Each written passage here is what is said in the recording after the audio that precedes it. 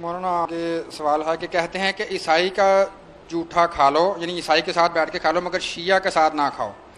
کیا شیعہ کے ساتھ رشتہ داری جائز ہے؟ کس طرح ضد نے اندھا کر رکھا. السلام علیکم اللہ. جی ریاض بھائی، یہ کسی گروپ کے اندر سوال تھا شیعہ کے ساتھ بیٹھ کر کھانا پینا، اور یہاں لنک ڈالا گیا باب اسحاق جھال والے کا. تو باب اسحاق جھال والے نے کہا کہ شیعہ کے ساتھ کھایا پیا جا سکتا ہے کیونکہ اس کا ہمارے ساتھ اختلاف ہے. بات یہ ہے کہ شیعہ کا اللہ کے ساتھ بھی اختلاف ہے، پیغمبر کے ساتھ بھی اختلاف ہے، صحابہ کے ساتھ، تابعین کے ساتھ، تبع تابعین کے ساتھ، ائمہ اربع، ائمہ فقہا، ائمہ محدثین، اولیاء اللہ، سب کے ساتھ اختلاف ہے. جو صحابہ کا نہیں وہ ہمارا نہیں. اور یاد رکھ لیجئے کہ پیارے نبی علیہ السلام کی احادیث کا خلاصہ یہ میں بیان کرنے لگا ہوں: من احب للہ ومن ابغض للہ. جس نے اللہ کے لیے پریم کیا اور اللہ کے لیے نفرت اور دشمنی کی، فقد استکمل الایمان، اس نے اپنا ایمان کمپلیٹ کر لیا. اور امام بخاری صحیح بخاری کتاب الایمان میں لے کر آئے، کتاب الایمان، کہ انصار کی محبت یہ ایمان کا حصہ ہے. تو صحابہ سے محبت ہمارے ایمان کا حصہ ہے، جز ہے. اور یہ بھی ہم جانتے ہیں کہ ایمان کم بھی ہوتا ہے اور ایمان بڑھتا بھی ہے، اور ایمان کی مختلف شاخیں ہیں. تو جو صدیق کا اور فاروق کا اور عثمان کا، علی کا اور معاویہ کا اور عائشہ اور حفصہ اور ام سلمہ، گنتے جاؤ آگے، رضوان اللہ تعالی علیہ مجمعین، جو ان کا نہیں وہ ہمارا بھی نہیں ہے.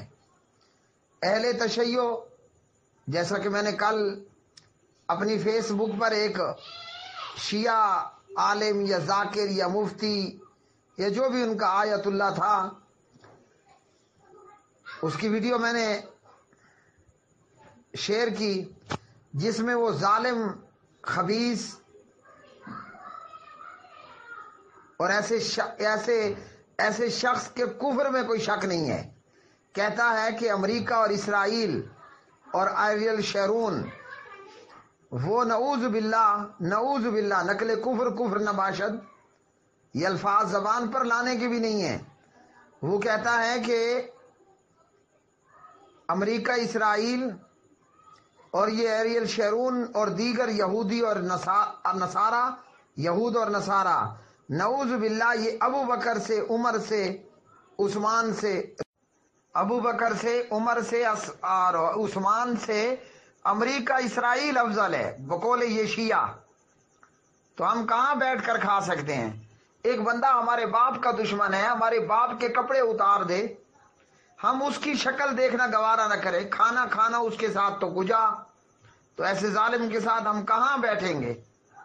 اگر ایمان سلامت ہے تو بندہ مومن یہ کبھی گوارا نہیں کرے گا.